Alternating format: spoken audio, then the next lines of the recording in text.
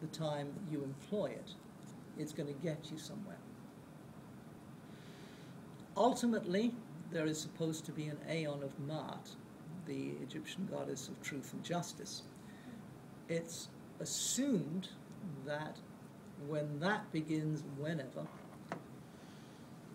we will actually have the neshamic state of illumined consciousness well behind us, and we will be rooting ourselves then within this khia, this will, this life will, and looking towards the ultimate level that we know of at this point, the yechidah, which is the essential self, the absolute, as we say in our tradition, star at the center of someone's being.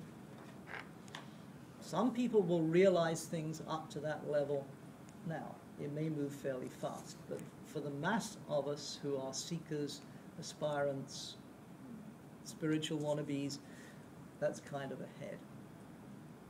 But we've got this whole hierarchical system as I've described it here, because that's the easiest way to envisage it, as a ladder type of diagram.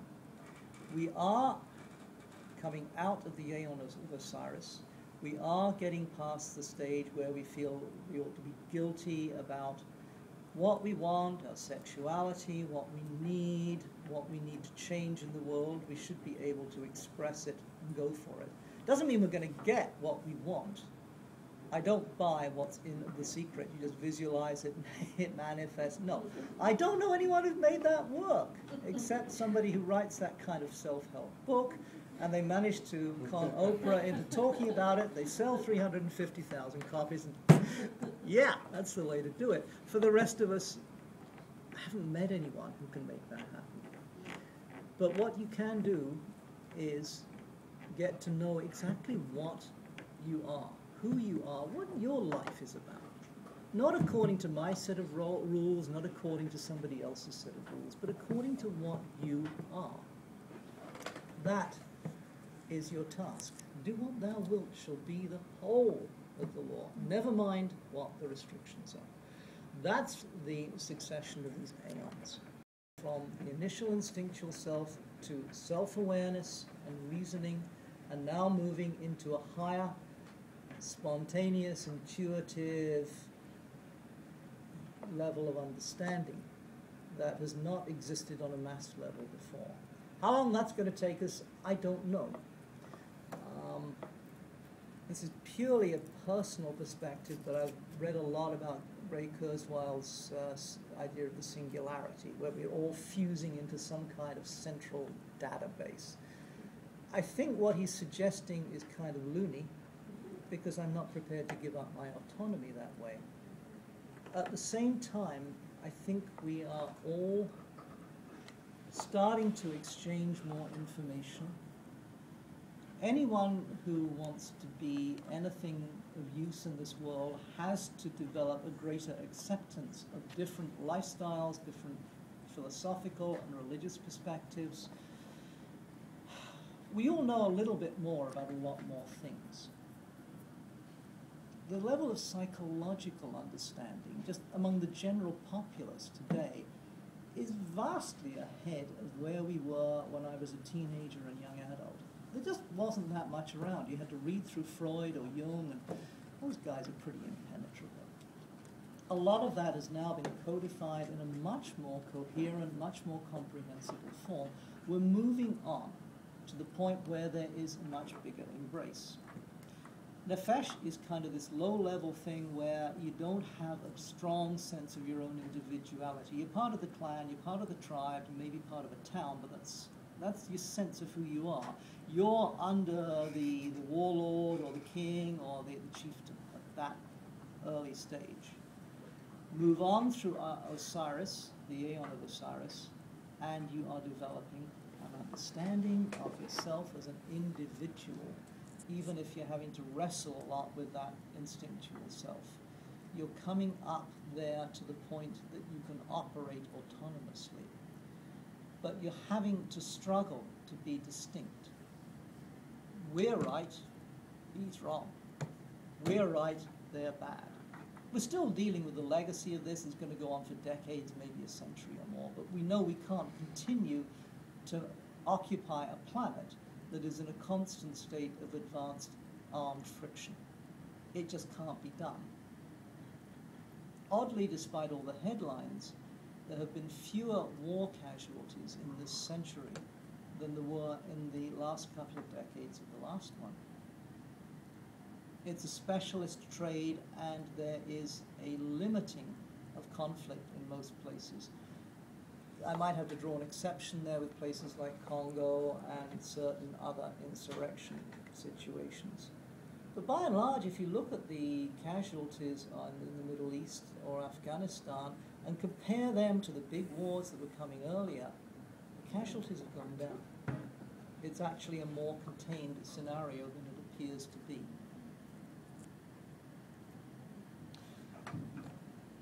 As we move into this Aeon of Horus and the Neshamic consciousness, what happens psychologically is that although you're still aware of difference, although you'll be able to look at a room and say, wow, what a different bunch of expressions here, and all these people come out of different mindsets and different private spiritual practices, and I know a few of you and the stuff you're into, and it's quite varied.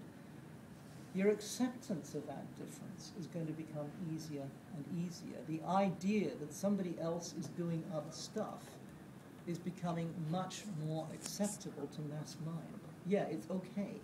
I can live with the fact that you're doing something different, and provided you don't actually mess with me, I can be actively supportive about how you're developing.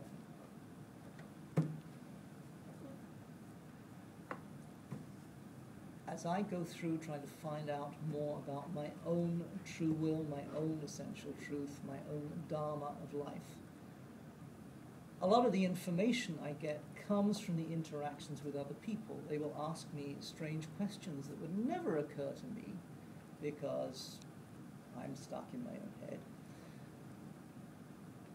But they're going to be coming at me from all kinds of different perspectives and showing me the bits that I haven't put together yet. Now, all that I've been talking about here is again coming from the private path side of all of this. I only really know Thelema from the inside. Yeah, I do the occasional talk like this. I don't really consider myself public. There are other people that are in this field. Last year, David Shoemaker, who is a great friend and sponsor of our temple, was up here giving a talk. David is off giving a lecture 3 times a month somewhere. Bless him for doing it. He's out there bearing the banners. He's much more on the public side. But as I said at the start, I wasn't sure what I was doing with this talk because the two things begin to blur in a rather unusual way, which is you can get up and give a speech about what you think and believe. But if you don't, in your actual life, embody it, it's kind of stupid, it's kind of useless, and you get caught out. This is the constant problem that Christianity is running into more and more and more. Yes, the Pope can go and pour water over the feet of juvenile offenders in a prison, as he did the day before yesterday. Okay, but there's still this awkward thing about the fact that he seems to have allowed a couple of guys to get beaten to a pulp in torture prisons in Argentina. There are tales of priests actually blessing the interrogation centers down there, more than a few of them. Choose a belief system you can live with. Again, this is the difference with Thelema. We're not setting ourselves up as would-be saints. We are not trying to be better than anything whatsoever. We are trying to be that which we are. The more you trace yourself and your own identity back to the root of yourself, the more authentic you can be. That might not be very dynamic, it might not be very charismatic, it might not be very interesting, but it's what you are. It's the actual spark, the star inside you that is living this thing. And that's where we get to the public movement side of this. Aleister Crowley spent 20 years or more coming to terms with this book of the law that he received. He kept thinking, I think I've got it now, I'm thinking I'm with it. He went through the entire Kabbalistic grade system all the way up to the top by the early 1920s. He'd done very profound yogic practices. He'd done some incredible magical work. You name it, he tried it. If it was available in his part of the world, and that includes his travels to China, to India, and elsewhere, he tried it. And as many psychedelic drugs as he could find, he tried them to see what they could teach him, and so on and so on. But he still found himself in the early 1920s kind of washed up. He was on the shores of Tunisia at that point, feeling absolutely bereft. He just didn't know what to do, because something inside him had never quite accepted this book that he'd been given, which said that he was going to be a prophet of a new era. And he sort of went through a death's point and came through the other side. There's a text he wrote at the time called The Heart of the Master that records his sense of being absolutely lost, confused, no idea what to do. Somewhere in the middle of this, he just accepted that it was going to be his role to teach this stuff. And it didn't matter what the consequences were. As long as a couple of people got into it and accepted what he was talking about, it would be okay.